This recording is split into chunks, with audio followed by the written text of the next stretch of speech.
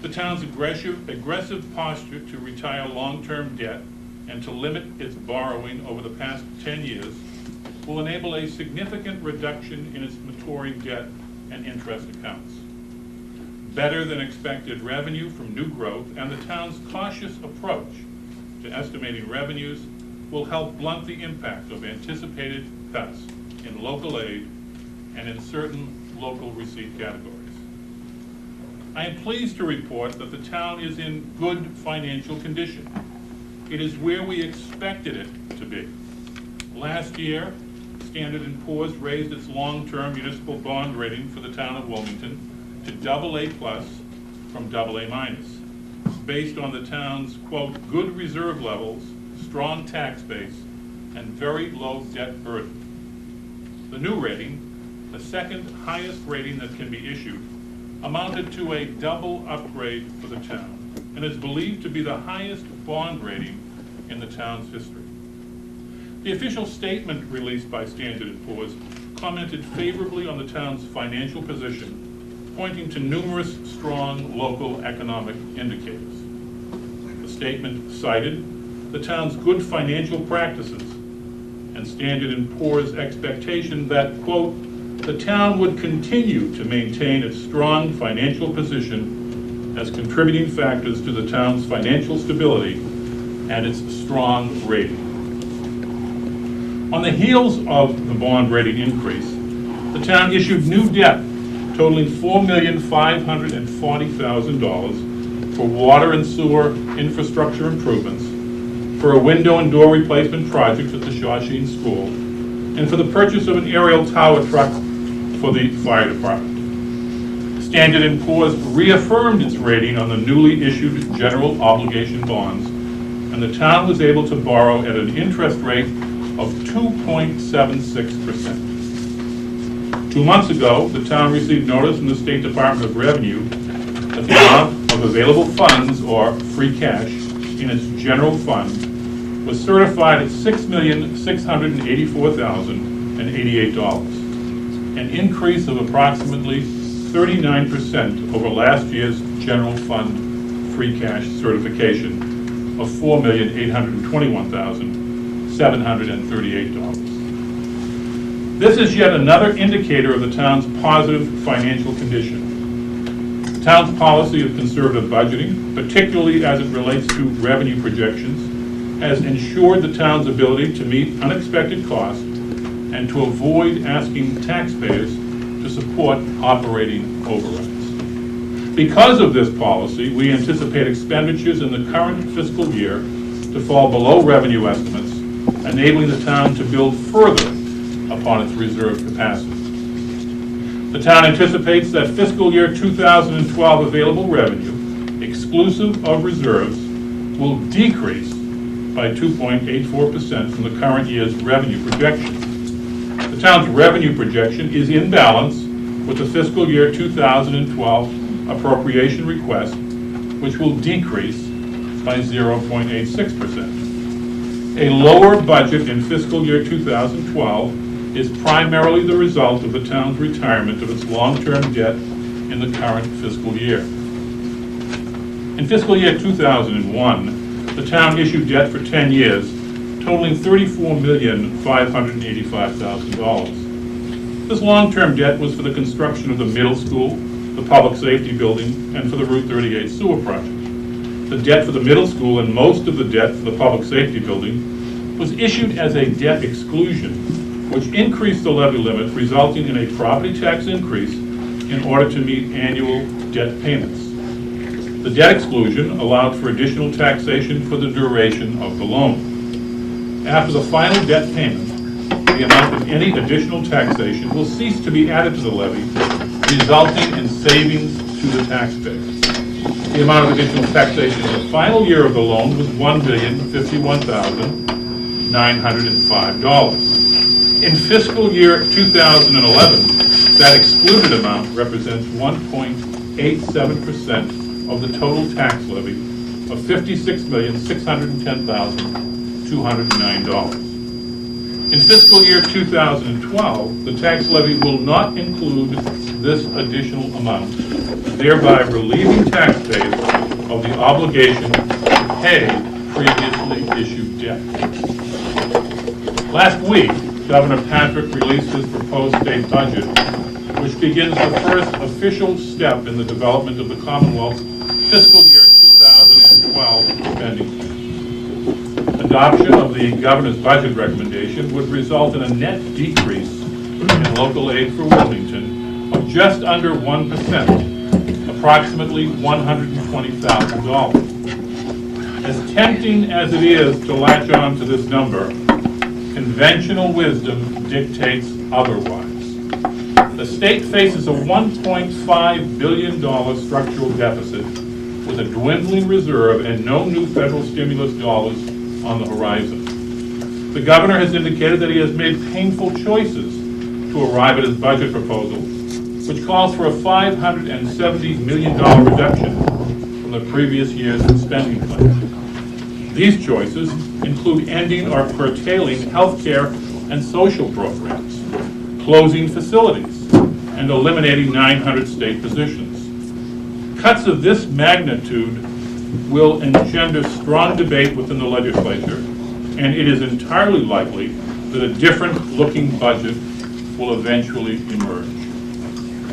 We are, therefore, hedging our bets. The town's budget that I have proposed contemplates a 10% reduction in unrestricted general government aid and a 5% reduction in Chapter 70 education funds. In total, the budget projects a more realistic 5.8% cut in local aid, amounting to a reduction of $716,370. The town of Wilmington has undergone its largest consecutive 4-year new growth expansion in its history. Activity in the commercial and industrial sectors has factored heavily in this period of new growth. More recently, there appears to be a glimmer of good news regarding the local housing market. Boston area homes are expected to gain in value. The gain in value and the percentage of homes holding on to their equity are signs that Massachusetts, and specifically the Boston area, may be a stabilizing force in an otherwise troubled real estate market. Wilmington home values remained unchanged for the first time in 3 years. For the past 2 years, assessed property values decreased by 6% each year. This year, home sales supported the current assessed value, enabling the town to maintain the current value without change. Although we do not expect to sustain the level of commercial growth experienced in the recent past, residential values will assist in ensuring adequate new growth. In fiscal year 2011, new growth exceeded our estimate by $471,000. Over the past 4 years, the town has averaged just under $1.2 million in new growth. Nevertheless, we have again opted to take a conservative route by estimating new growth in fiscal year 2012 to be $700,000. The town's property tax levy of $57,647,262 is expected to account for just over 73% of the town's available funds in fiscal year 2012. The recommended appropriation for fiscal year 2012 is $78,544,184, which represents a decrease in the budget of $679,083. Despite the overall cut in spending, department budgets will be adequately funded, enabling staff to meet or exceed current levels of service. There will be one less full-time position in the municipal workforce and one more full-time position funded in the school department. The proposed level of funding does not compromise the provision of municipal services. Adoption of this budget will enable the town to maintain programs ensuring the health and safety of its residents and to support critical educational initiatives that will continue the ongoing improvement in our school system. This appropriation would triple capital outlay funding over the current fiscal year in order to purchase necessary capital equipment and meet facility and infrastructure needs. The fiscal year 2012 budget will fund the implementation of the first phase of the triennial revaluation project coordinated through the Assessor's Office. The conversion of the town's financial system is complete, enabling the town to better meet complex reporting requirements and to update its extensive financial file. The Treasurer Collector's Office has updated its financial systems through the procurement of banking services at no cost to the town, thus eliminating a large amount of manual payment entries, the result of which will reduce the potential for data entry errors. A new, more attractive and user-friendly website was developed, and departments are now working to improve its level of interactivity. The importance of fully staffed and properly equipped public safety departments cannot be overstated. Significant funding is required to meet communication and technology advances. Over the past few years, the town has purchased new radios to assist in meeting federal mandates for narrow banding and digital compliance. Final funding to meet this mandate will be included in the fiscal year 2013 budget. The town has successfully implemented a new emergency notification system, the purchase of which was funded through available funds in the Public Safety Department budget. Funding to maintain the system is included in the fiscal year 2012 dispatch budget. Funds in the amount of $5,000 have been budgeted to replace the computer-aided emergency dispatch system. The fire department budget includes $18,000 for the purchase of a heavy-duty extractor and dryer to properly launder protective clothing, station linens, and non-bio-contaminated ambulance linens, thereby meeting National Fire Protection Association standards. Funding in the amount of $21,300 is included in the police department budget for the purchase of 14 automatic external defibrillators. The capital outlay budget includes $220,000 for a rapid response vehicle for the fire department. The vehicle would respond to calls from medical aid and other emergency services, enhancing the department's ability to respond to incidences requiring fire suppression, rescue, and extrication. This vehicle would assist in prolonging the life of larger, more costly fire pumpers, and its purchase is in keeping with the town's commitment to upgrade its public safety vehicle fleet. In December of 2010, the new aerial tower truck was placed in service, and the town is expecting delivery of a new ambulance within the week. The capital outlay budget includes $150,000 for the purchase of 5 police cruisers to replace the most utilized marked cruisers in the police department. These cruisers are used by the patrol division 24 hours a day to deliver police services to the community. The existing cruisers will be reassigned within the police department. The Department of Public Works consistently meets its obligation to maintain and improve upon Wilmington's infrastructure and to ably provide services ranging from trash collection to snow removal. In order to do so, it must have modern equipment and a reliable fleet of construction and maintenance vehicles. The proposed fiscal year 2012 operating budget will fund all current programs, including the newly established turf management program, implemented this past year with the goal of improving the safety and durability of the town's playing fields. Initial results from this new program have shown significant improvement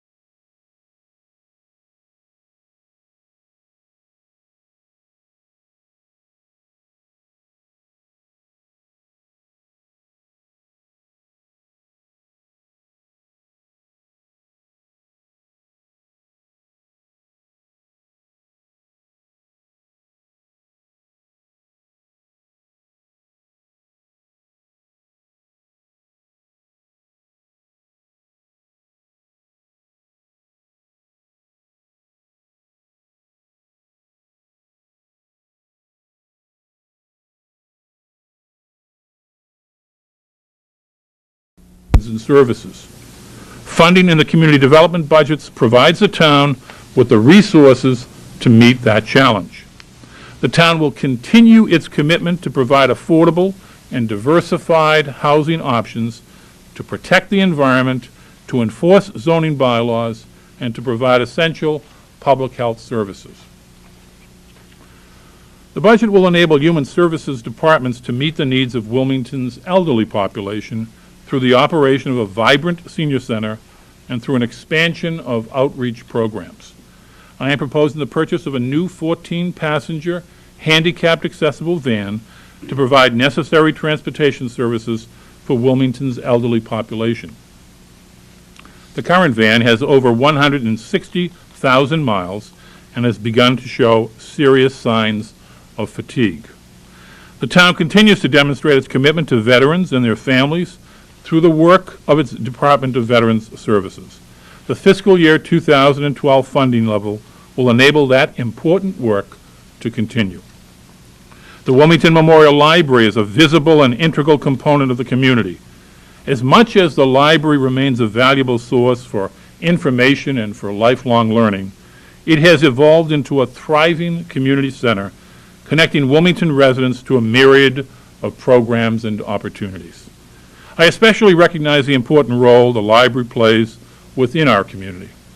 The proposed budget includes $18,350 for the purchase of 8 replacement computers, 6 of which are for the use of the public, a file server, and funding for half the cost of a second self-check station to be located in the children's room.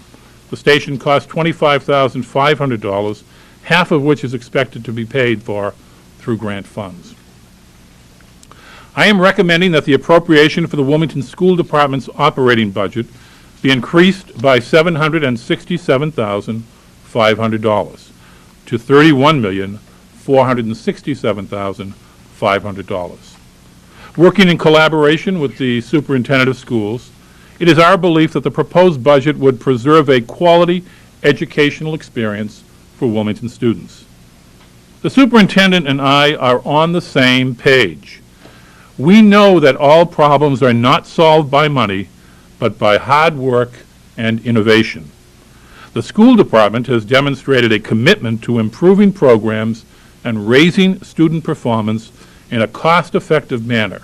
And in turn, the community continues to demonstrate its support for the priority mission of town government, the education of its children.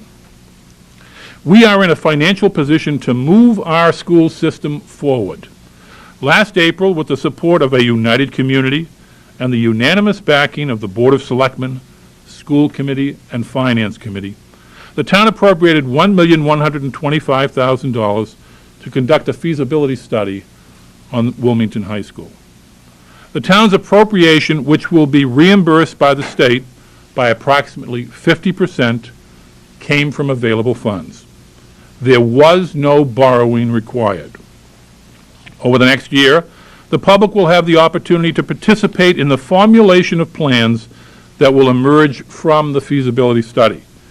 The study will determine what needs to be done in order to provide an appropriate learning environment sufficiently equipped to meet the needs of tomorrow's leaders.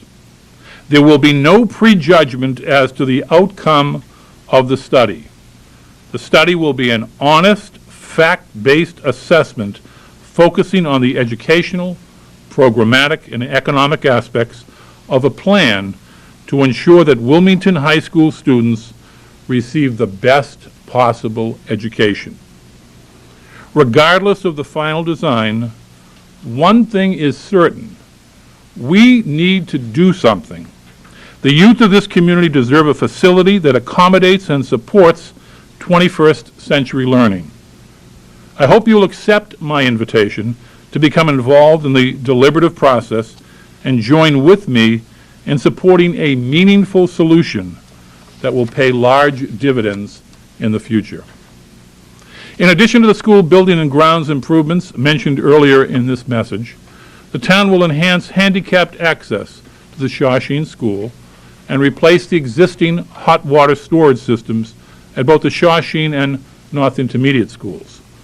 The town's capital outlay budget also includes $47,000 for the purchase of a minivan equipped with a wheelchair lift. The town is one of 5 communities that comprise the Shawshene Regional School District.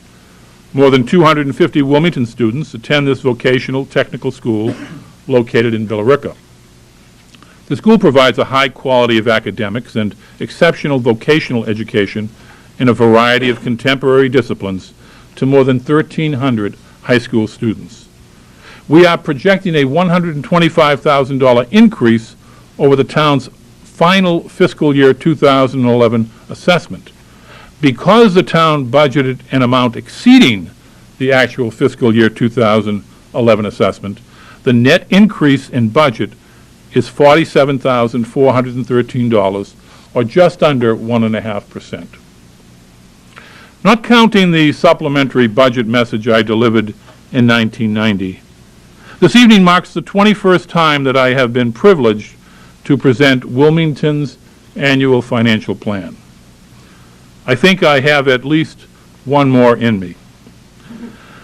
One challenge inherent in this process is to bring something new and different to the table each year. The other is to keep your audience awake. To that point, I am reminded of an anecdote attributed to Billy Graham, who spoke about a graduation speaker who drones on forever. A gentleman sitting in the audience picks up an object and heaves it toward the podium, but misses his intended target and instead hits a woman in the front row. The woman turns and says, "Hit me again, I can still hear him." The message that I want to impart this evening is best contained in a quote from David Kearns, a successful businessman and a dynamic supporter of education. He said, "In the race for quality, there is no finish line." We are in that race, and I think we are doing astonishingly well, but there is no finish line. Best affordable suburb in Massachusetts, highest bond rating in history, a budget for the 4th year in a row that does not rely on reserves, a stable water rate, last increased in September of 2008, e-government award with distinction from Common Cause, Massachusetts Municipal Association Innovation Award for the bookstore next door, 7th consecutive award for the town's annual report, only repeat recipient in the country of 2 volunteer-inspired $10,000 grant awards from Liberty Mutual, Police Department certification, high school accreditation, and a myriad of other accomplishments exemplifying the quality not just of town government, but of the collective community. I believe that the spending plan before you requires scrutiny and debate.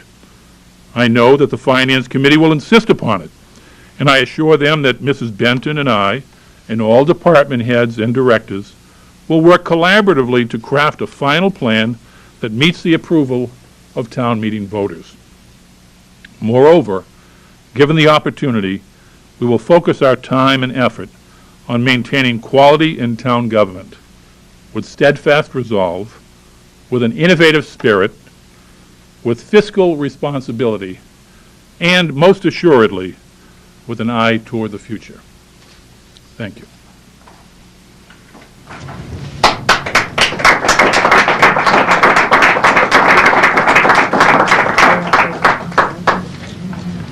Mr. Chairman, I'd be happy to answer any questions you may have, and I also just want to take the opportunity to thank the Board of Selectmen for their support and encouragement over these many years, and for providing good and well-intentioned advice.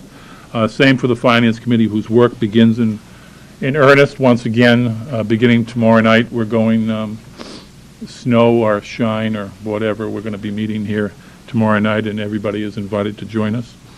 The school committee and the work they do, I certainly appreciate that, and especially the work of Superintendent Joanne Benton and Paul Ruggiero and all her team. Joanne and I, by now, you know, have formed a pretty good partnership, and I think the results have been very good, both for municipal departments and certainly for the school department. To all of the department heads, I want to acknowledge their work and the work of the employees of the town. We have an incredibly wonderful workforce. I think that's exemplified by some of the work that is being done right now outside on the infrastructure to try to keep the streets safe. There's more snow coming. I spoke at an Eagle Scout ceremony the other day, and I thanked all of those residents who have not taken the time to call us and complain about snow removal. And that's mostly everybody, actually, and we certainly appreciated that. And I also announced on behalf of the Board of Selectmen a 1-800 number. If you want to complain, you can just dial 1-800 Why Me Lord, and they'll respond right away. But certainly to the department heads, and I noticed so many of them here, Chief Michael Bagonis for the good work that he's doing at the police department, Pamela McKenzie, treasurer collector, Al Spalding, our building inspector, Shelley Newhouse, who is here, who is the Board of Health director. These are department heads who, like all of the others, do a wonderful job. The team from the accountant's office, led by Mike Morris, who has a great influence in this final project, along with his staff, particularly Lorraine Herman, who is not here but has worked with us. And we give a shout out to Carolyn Kenny, who's not feeling very well. It's Lorraine's sister from the town clerk's office, and we wish her all the best. My own staff in the town manager's office, Paula Barry, Wendy Montanello, both of whom do so much to allow us to run effectively, not only with the budget process, but just in general. Certainly want to acknowledge the wonderful work of Beverly Dalton, my administrative assistant, who is responsible with me for getting this final product out, and I wish her a happy birthday today. Also, to Jeff Hull, who has just been a wonderful partner in this operation of state government. He knows that. He knows what he means to the community, so I certainly thank him. And finally, I want to thank the residents, and particularly the volunteers who spend so much time. This is the only time I get a chance to sort of formally thank them publicly, although I do that every time I have the opportunity to speak anywhere, because this is just such an incredible community in terms of its volunteer spirit.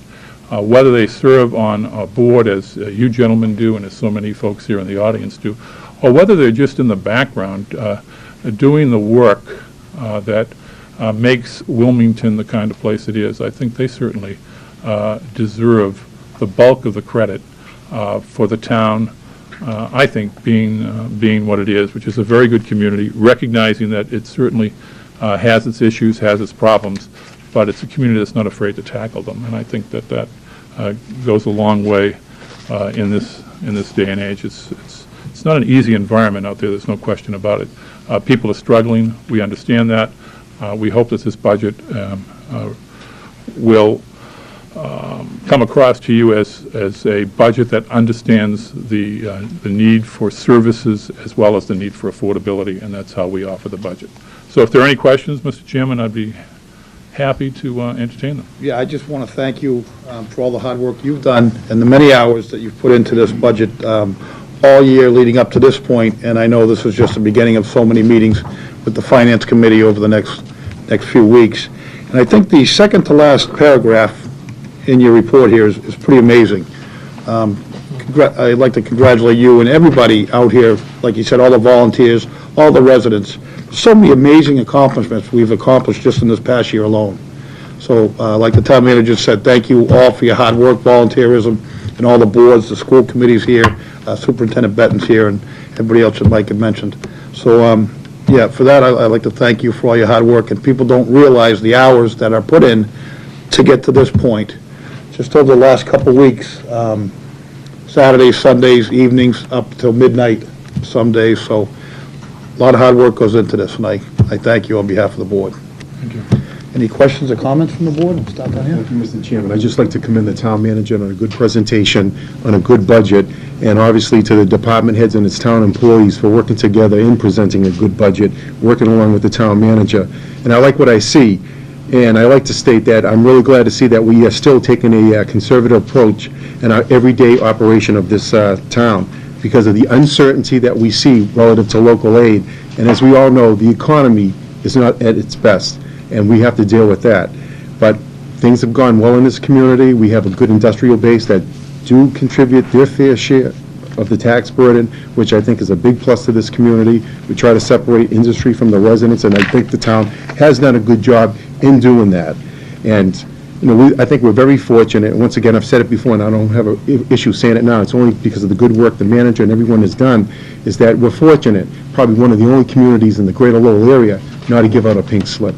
Everybody's still employed here in the town of Wilmington, but I have to realize that there are folks out there that are having a tough time, aren't working. But as far as the town goes, you know, the town's in good shape, things have gone well, and people realize that. I do think that we do get a lot of good services, and people in the community have expected good services over the years.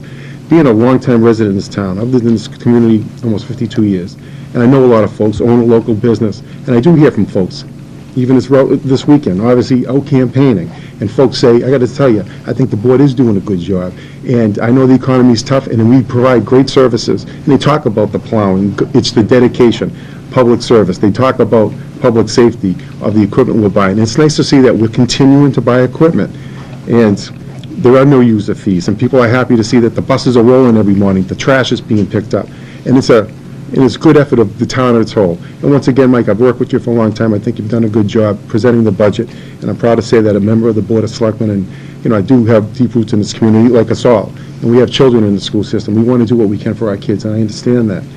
But we got to keep the fact that people out there are having a tough time. We need to work together with the folks, and we need to do something in all aspects. And I know I took a few minutes, and I just want to thank the manager, and I think the board has done a good job. Thank you. Thank you, Mr. Chairman. I think much of it's been said by the chairman and Mr. McCoy. I agree with all the comments that have been made. Every year that I've been sitting at this table and listened to a budget presentation, I always make it a point to talk about the continuity from one year to the next, and when it all too often it seems like government is really just reactionary. I'm really proud of the fact that when you look back in previous years, you'll see a budget message that's carried over the following year and so on. It's carried over a number of years with a bigger picture game plan that is executed. So I always make it a point to point that out for folks that might not otherwise think of that point. The other thing that struck me as I listened to your comments, it's a common expression here, the term balanced budget, and obviously we have a balanced budget in terms of our expenditures not exceeding our projected revenues. But beyond that, it also struck me that both your budget message and your proposed budget are balanced in terms of trying to provide services to a diverse group of residents. Diverse in the sense of having commercial and commercial taxpayers and residents at the same time, acknowledging that there's a diverse base of commercial taxpayers, acknowledging that there are different things that folks have as priorities as residents of Wilmington. And I think that your budget is balanced in terms of not leaving anyone behind. It's kind of a budget message that acknowledges that we're a town and that we can handle the challenges before us without leaving any segment of the town behind. So I appreciate that aspect of the budget presentation above and beyond the comments that have been made already. Thank you. Thank you, Mr. Manager. I mean, how much more can you add after already three have talked and outlined like we just heard? But I can only say I'd like to thank the town manager, the department heads, all the town employees, the volunteers of the town.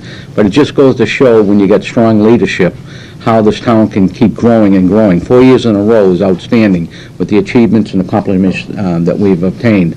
And it just shows again that how everybody on the same page can make a town grow and not stay stagnant, not go back into the red or little hang-ups. And when you're seeing that we're putting together fire engines, fire departments, police departments, more equipment, services, but at the same time we're not putting more employees on, but we're getting more benefits for what your taxpayers are paying. It just shows, again, the dedication all the way down from the Board of Selectmen, previous Board of Selectmen. Again, as he said, 21 years of service, he's getting stronger. And it's a shame that he says maybe one more year.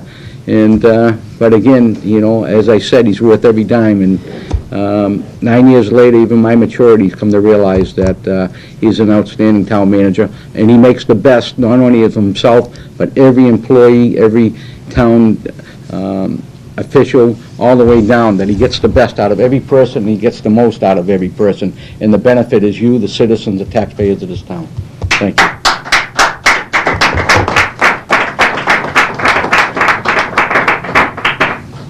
Well said, Ray. You may think you're retiring, but we're just taking the phone and sticking it at your house, so you'll never quite fully retire. But I'll summarize. I want to thank certainly you, Mr. Kyra, for all the hard work, but I want to thank most of the folks out here in the room. You represent the people that are where the rubber hits the road on various committees and in the departments that are doing the work on a day-to-day basis. And really, what this is emblematic of and what it illustrates is the collaboration and the buy-in of this concept that you, as the CEO of the town, have imparted upon the people that are getting the work done. Everyone's all on the same page, and we're all working at this together. So I compliment all of you, and all of us, I guess, if you want to say that, for being able to get to this point. I know in my business and in my home, therefore, I'm challenged over the last several years to do more with less, to somehow figure out how I can afford to do the things that I want to do for my family on a smaller income. And we as residents, I know I as a resident of Wilmington, have a very high expectation for the level of services that I expect in return from my town, from buildings and grounds to plowing to the schools. And I'm not very tolerant of the idea that any of those services could be diminished. So again, I want to compliment all of you for being able to deliver a very high level of services on a decreased set of revenue. I know that there will be ample opportunity for deliberation and discussion and evaluation on the line items, and that's where the hard work will start going forward. But again, to what all my colleagues said here tonight, it's a testament to what your hard work and your diligence and conservatism, as well as all the hard work of all the folks in this room, and also those that aren't here tonight too. So thank you all. Well said. As we stated before, Ms. Benton's here with the school committee and some other department heads here. Is there any questions from the audience for Mr. Kyra? Okay. I don't have a question, but I can't sit through this wonderful budget presentation and not commend the town manager and his entire staff. Normally, when one works in putting together a budget, it's not the most pleasant experience, but I have to say that the 4 years that I've been in Wilmington as superintendent, I've actually looked forward to our meetings with Mike and his staff, because they've always challenged us to think outside of the box and think of ways to do things better. And I want to acknowledge his leadership and his department's leadership and hard work in the collaboration that we have. So, thank you. Any other questions, comments from the audience? Finance committee, you guys are up next. If you're having trouble sleeping, I have copies of the message. I'll leave them here if anybody wanted to take one.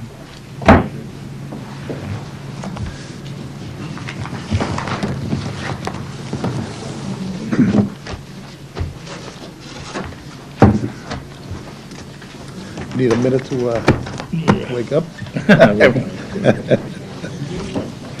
We'll get right through this, huh? Yeah.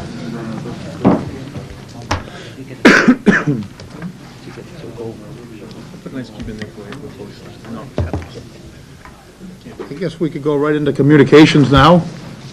You want to give them a minute to leave? Yeah. We'll give everybody a minute to leave and get their stuff together. Something I said?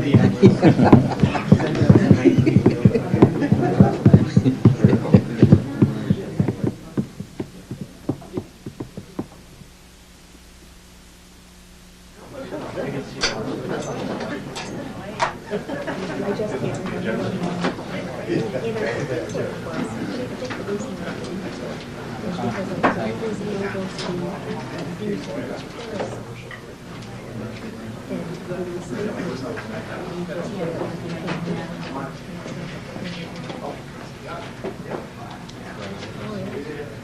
communications. Mr. Chairman, you have a copy of a letter that I sent on the board's behalf to Attorney Jeffrey Zellers. A copy also was sent to Robert Eckberg and others. Mr. Eckberg and Mr. Zellers representing the Winifred Richardson Trust at 280 Main Street. You will recall that although Mr. Zellers, on behalf of the trust, indicated that the town was not an appropriate recipient of the Richardson estate. We learned that at the last meeting. He did, by correspondence, invite the board to make a recommendation citing any organization that we felt would be appropriate, and so we took him up on that and cited the Wilmington Community Farm as an appropriate recipient of the Winifred Richardson estate, based in part on the recommendation of the Historical Commission. And that is essentially what this letter is. It indicates officially that this is our recommendation, that the trustee consider designating Wilmington Community Farm as an appropriate recipient of the Richardson real estate. We have not received a response to that letter. The letter was sent on January 13th, and we know that they have received the letter, at least I know that by way of Mrs. Harris, the chairperson of the Historical Commission, but they have not responded. And the deadline date was to be January 20th. I guess at this point, we can only assume that they have not acted upon the recommendation. However, we have not heard from them with regard to any designation of a recipient. So as soon as we do, we will let the board know. And when I say that they have not acted on the recommendation, that doesn't mean that they've denied it or approved it. It's just that we believe they haven't acted upon it. The deadline of the 20th was a deadline for what? For them to take action or for us? The deadline that they imposed upon on us, because that was the 1-year anniversary date. Right. Thank you. We have a letter from John Murray, the Acting Commissioner of the Department of Conservation and Recreation for the Commonwealth, extending his appreciation to the town for its support of the Ipswich River Targeted Watershed Grant. He wanted to take the opportunity to thank the town for its contributions to the project, particularly with regard to the partnership that we had with DCR on the parking lot at Silver Lake and the neighborhood retrofit demonstrations at Silver Lake.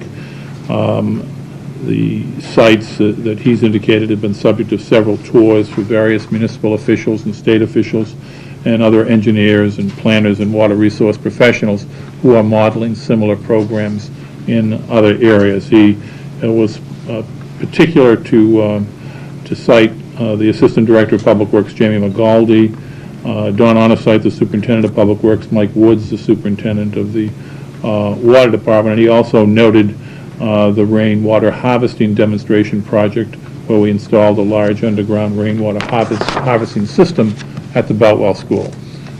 So again, congratulations to those folks. And it's really, things have been working out pretty well. We've said it before that this past year when there were beach closings throughout the Commonwealth, the town, Silver Lake Beach, never closed all year. And we think that is in part, and maybe in most part, attributable to the project that was done over there to prevent runoff into the lake. So that was grant funds and an effort by departments in the town, well worth it. The board has correspondence from Christine Nolan, the Associate General Counsel. I'm sorry, correspondence from Paul Regan, the Executive Director of the MBTA Advisory Board, and Mark Drazen, the Executive Director of the Metropolitan Area Planning Council, just notifying the board of the change in timing of municipal elections to the Boston Region Metropolitan Planning Organization. Typically at around this time each year is when the board receives information regarding the elections where representatives from various communities are elected to the MPOs. What they've indicated now is that election will be delayed and will not take place until the fall. And so if you're expecting to see that correspondence, it's not going to happen this spring, but next fall. We do have a letter from Christine Nolan, the Associate General Counsel from the MSBA, sent to Superintendent Charles Lyons of the Shawshene Regional Technical School, indicating that their project funding agreement is instead, and that they have provided that project funding agreement to them. So that's the next process for their project. They have about a $4 million project, a renovation project at the Shawshene Regional School that this board and the public certainly has been made aware of. And this is similar to the process that we're going through on the high school project, where we also have a funding agreement, and they are notifying all the member communities of the district.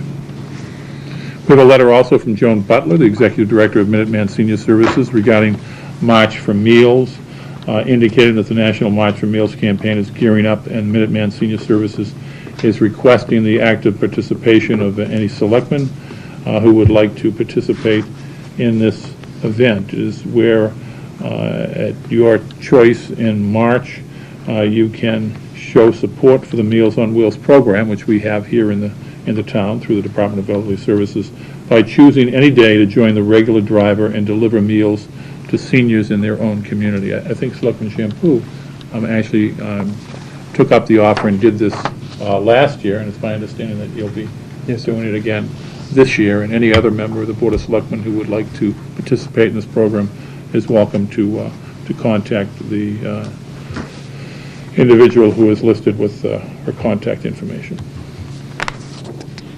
The board is being asked to consider the request of Susan Hendy and Carolyn Preem of the Pan Mass Challenge Wilmington Kids Ride program. These are the coordinators, and they're asking the board to close a portion of Carter Lane in order to conduct the 4th annual Pan Mass Challenge Wilmington Kids Bike Ride on Sunday, May 22nd, 2011, from 8 a.m. to 1 p.m. They work in conjunction with the police department. The board is certainly familiar with this. You've given them permission over the last 3 years, and this is also something that has the approval of the school department. We would need a vote on that. Any questions, comments, or a motion? Move to approve the closing of Carter Lane on Sunday, May 22nd, 2011, from 8 to 1 to make room for the Pan Mass Challenge Wilmington Kids Bike Ride. I'll second the motion. Motion made and seconded, all in favor? Unanimous? Thank you. Mr. Chairman, you have a memo listing election workers that are being recommended for reappointment for the 2011 year. This is from Town Clerk Sharon George. I don't know if it's necessary to read all the names into the record, but we can ask the clerk of the board to make sure that this gets inserted in the record, if that's okay. Yeah, that's fine. We would need a motion, and they're all reappointments, Mr. Chairman. Okay, questions, comments, or a motion? Move to appoint the election workers for 2011 as set forth in the attachment. I'll second. Motion made and seconded, all in favor? Unanimous? Thank you. Mr. Chairman, that concludes the regular business before the board. Thank you. Public comments? No public comments. New business committee reports. Thank you, Mr. Chairman. I'd just like to report, I took advantage of the heat wave we had Saturday and Sunday, the 33-degree day. I filled out my nomination papers. I'm happy to report that I submitted it to the town clerk's office. I'm off and running for re-election to the board, so the papers have been submitted this morning. I had great and I'm in the people business, publicly and privately, and I enjoy talking to folks, and I was out there and asked a couple of good questions that people were very interested on the upcoming, what's happening in the community. So I just want to take that advantage right now, and just to tell folks that I'm off and running, and I look forward to a great campaign. I'm not going to take anything out of the ordinary and take anything for granted. I've been serving on the board going on 21 years, and I'm going to run like the underdog, and I'm going to give everything I have, and I think I look forward to the campaign and the election. Thank you, Mr. Chairman. Okay. Just a general comment regarding snow removal and the storms and all that business. Just a general acknowledgement that I think the town continues to do a fine job with that, with the DPW and the contractors that we hire. And then just to the general public, please be patient and be safe, because it gets more difficult as the storms mount up. Thank you. That's funny, I had the same notes. The plowing of the snow, and obviously the snow removal that's been going on day and night after a storm, a day or two later, the guys are out there working unbelievable hours and doing great work. Just today, Glen Road is all wide open again, getting ready for the next event over the next couple of days. So, yeah, like Mr. Newhouse said, patience is big, and guys have been out there a long time doing a lot of good work. And I think Wilmington's streets are pretty good compared to a lot of other towns around here, and they're doing a good job. I'd just like to add to Mr. McCoy that if he's going to run like a groundhog, I'm going to run like the groundhog. He's going to run like a underdog. But sorry about that, Mike. I meant it the way I just said it. But No pun intended. anyways, I like to say about the snow, and they are doing an outstanding job, the town, as far as getting the snow, and for all the accumulations and the hard work that they are putting in, including the secretaries already down to even the maintenance departments, maintaining the buildings, especially with the roof structures and the snow and the ice buildups, all the way down. I think the town is doing an outstanding job, and if you look at other towns, I think we're always right there. The roads are clear, they put the time in, they get the pavement down, and again, I think all the dedication of this town shows it. And again, like I said, that I know Mr. McCoy is always a great selectman. He, like he said, for so many years, he's done an outstanding job. And with the comment, I meant it the way I ended it.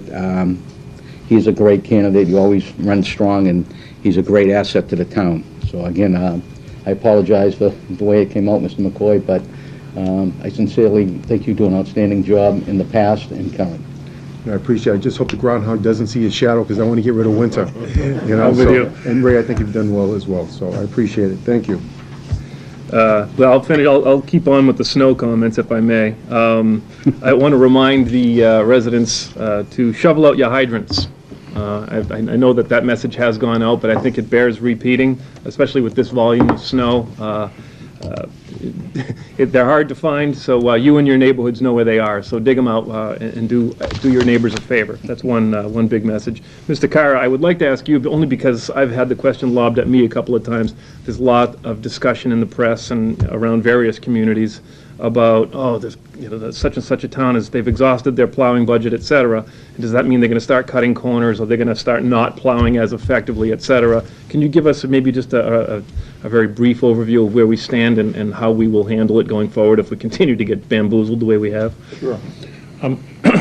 As a community, we've always believed that it's important to budget appropriately. We're in New England, and I'm always surprised when I hear on the news news stations that a city larger than the town of Wilmington has gone through their $200,000 snow budget. Well, no doubt they would. In Wilmington, we budget $540,000 for a snow budget, and that is essentially enough money for 8 fairly significant events.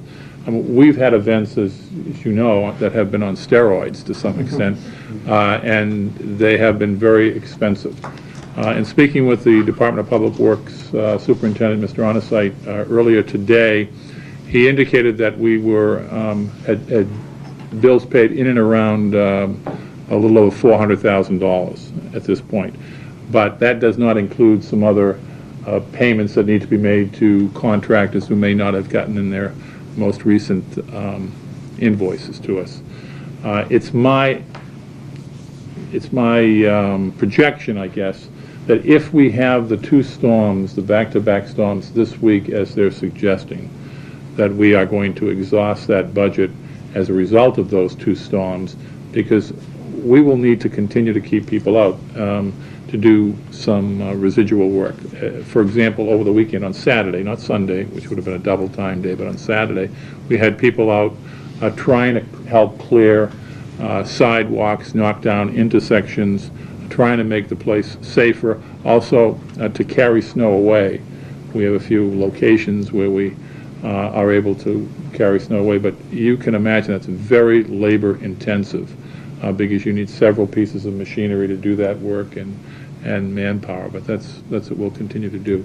In terms of what happens if we go over, this is one of the few things that the Commonwealth by law allows you to overexpend.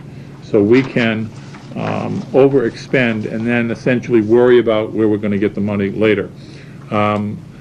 My plan would be to go to the town meeting and look to transfer from any other available sources that we've been able to create a surplus in, and that's why we're being very careful in the way we're spending money from this point forward, not that we aren't anyways, but if you recall in the budget message, I indicated that in fiscal year 2011, we have projected revenue that exceeds what our projected expenses are, enough so that I think we could carry any problem. Now, that said, we would also have the opportunity in the event it reaches the threshold of qualification to apply for disaster relief funding, and that's something that we would do as well. So it's going to be difficult. Certainly, you'd rather not have to spend all this money and excessive money, but I think I want to assure the residents that we are going to continue to maintain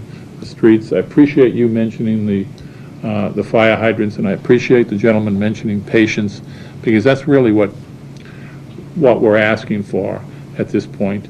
They're out there working. We're trying to knock it down. Nobody wants to do anything that is going to make people upset, especially all of these folks who live in this town. I mean, the employees, they, for the most part, all live in this town, and they're working hard to get the snow off the street, and we appreciate the help that residents are giving us. Thank you, Mr. Farrar. Mr. Chairman, just another brief report, if I may. I feel that I have a responsibility. Last Friday, the 21st, and Saturday, the 22nd, was the Massachusetts Municipal Association annual conference. I attended, or at least I attended as much as I could. You may recall that last Friday we had one of our snow events, and as a result, I was not able to get in as early as I would have liked. But very briefly, the 2 days were filled with very informative breakout sessions, presentations from Governor Patrick, from Representative Charlie Murphy, a lot of discussion about the budget, the whole process. The governor had his say, and Mr. Murphy had his, and it sort of revealed, much like Mr. Kyra did tonight, that the budget process begins with one presentation, and then it gets sort of chewed up, and something else comes out of it. That was made very clear by Mr. Murphy with regards to the state budget.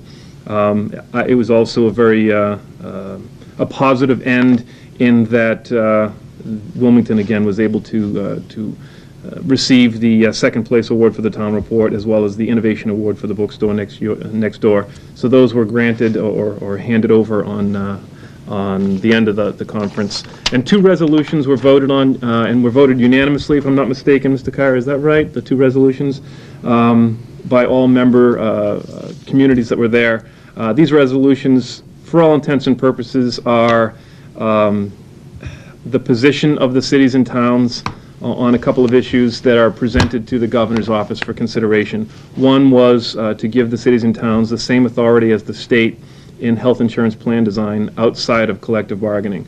And I'm sure Mr. Kyra, if he wanted to, could expand on that greater, but that will be more. In other words, it would allow the communities to be able to affect change to health care, health plans, as the plans evolve, and this is a business that changes so dynamically, the towns and communities wouldn't have their hands tied by union contracts, and that could be negotiated outside of collective bargaining. Is that a reasonably accurate articulation of how that? Yes, except the governor was not specific with regard to labor's involvement, where the position of the MMA, the one that you, the resolution. That we were asking for the governor. The resolution is as you described it. Right, yeah, and that's what these resolutions were. The other resolution was to fund Chapter 90 funds, which are the money we receive from the state. I believe most of which is collected by the state in gasoline tax, and that money is used for street and road and bridge repair. and they were asking the governor to fund that at $900 million over a course of 3 years, which was a pretty ambitious goal. Again, these are resolutions that the communities voted on in favor of and put in front of the governor for his, really to impress upon the governor our strong position in those two issues. So again, the weekend was full of much discussion. Selectmen, town managers, and other officials from communities all throughout the state. So it was a good opportunity to really collaborate and communicate with our colleagues from around Massachusetts. So thank you. I just wanted to share those observations. That it? That is it. Important dates. Mr. Chairman, the important dates coming up are really relative to the Finance Committee and the town meeting. February 1st, which is tomorrow, the Finance Committee meeting will kick off with the overview of the budget. We'll begin to get very much into the detail of the revenue and general government and other more non-departmental budgets, such as insurance and statutory charges and miscellaneous charges, etc. Then on February 3rd, which is Thursday, the Finance Committee meeting will meet again. All these meetings are in room 9 here at the Town Hall at 7 p.m. and they will be reviewing the Recreation Department, the Library, and the Veteran Services budget. Note that on February 4th, Friday, is the last day to submit warrant articles for inclusion on the warrant for the annual town meeting. These are petition warrant articles. This Sunday, if you're interested, there's a Valentine's Day program at the Harrington Tavern. If you've had enough of the snow and you want to get over there, it's from 2 to 4 p.m. February 8th, Finance Committee meeting continues at the Town Hall again, and they will be reviewing the budgets of Elderly Services, the Board of Health, and Public Buildings. And when they review Public Buildings Department budgets, they also review a number of the capital projects that are coming forward in the capital outlay budget. And then a week from Thursday, on February 10th, the Finance Committee meeting will meet with the Department of Public Works, which includes the Water and Sewer Division, and that's also a very comprehensive, sort of lengthy meeting that also discusses many of the capital projects that are going on, or that we would like to see go on next year, depending upon the voters of the town. The board next meets on February 14th. Thank you. See the love? February 14th, we're going to be here on the 14th. I don't want to be with anybody I didn't else. tell my wife that, but... Motion to adjourn. So moved. Second. Motion made second. All in favor? Unanimous? Thank you.